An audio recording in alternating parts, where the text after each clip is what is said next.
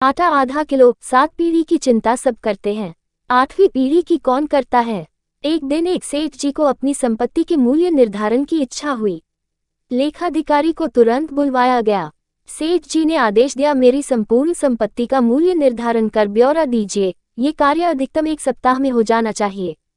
ठीक 1 सप्ताह बाद लेखाधिकारी ब्यौरा लेकर सेठ जी की सेवा में उपस्थित हुआ। सेठ जी ने पूछा, कुल कितनी संपदा है। सेठ जी, मोटे तौर पर कहूं तो आपकी 7 पीढ़ी बिना कुछ किए धरे आनंद से भोग सके इतनी संपदा है आपकी, लेखाधिकारी बोला। लेखाधिकारी के जाने के बाद सेठ जी चिंता में डूब गए, तो क्या मेरी 8वीं पीढ़ी भूखों मरेगी। वो रात दिन चिंता में रहने लगे, तनावग्रस्त रहते, भूख भाग चुकी थी। कुछ ही दिनों में कृषकाया हो गए। सेठानी जी द्वारा बार बार तनाव का कारण पूछने पर भी जवाब नहीं देते। सेठानी जी से सेठ जी की यह हालत देखी नहीं जा रही थी। मन की स्थिरता व शांति का वास्ता देकर सेठानी ने सेठ जी को साधु संत के पास सत्संग में जाने को प्रेरित कर ही लिया। सेठ जी भी पहुंच गए एक सुप्रसिद्ध संत समागम में। एकांत में सेठ जी ने संत महात्मा से मिलकर अपनी समस्या का निदान जानना चाहा। महाराज जी, मेरे दैक का तो पार ही नहीं है, मेरी 8वीं पीढ़ी भूखों मर जाएगी। मेरे पास मात्र अपनी 7 पीढ़ी के लिए पर्याप्त हो इतनी ही संपत्ति है। कृपया कोई उपाय बताएं कि मेरे पास और संपत्ति आए और अगली पीढ़ियां भूखी न मरे। आप जो भी बताएं, मैं अनुष्ठान विधि आदि करने को तैयार हूं।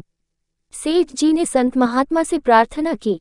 संत महात्मा जी ने समस्या समझी और बोले, इसका तो हल तो बड़ा आसान है। ध्यान से सुनो सेठ, बस्ती के अंतिम छोर पर एक बुढ़िया रहती है, एकदम कंगाल और विपन्न।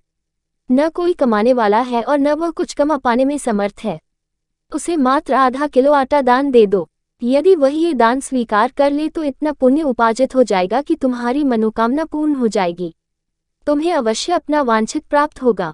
सेठ जी को बड़ा आसान उपाय मिल गया। अब कहाँ सब्र था उन्हें।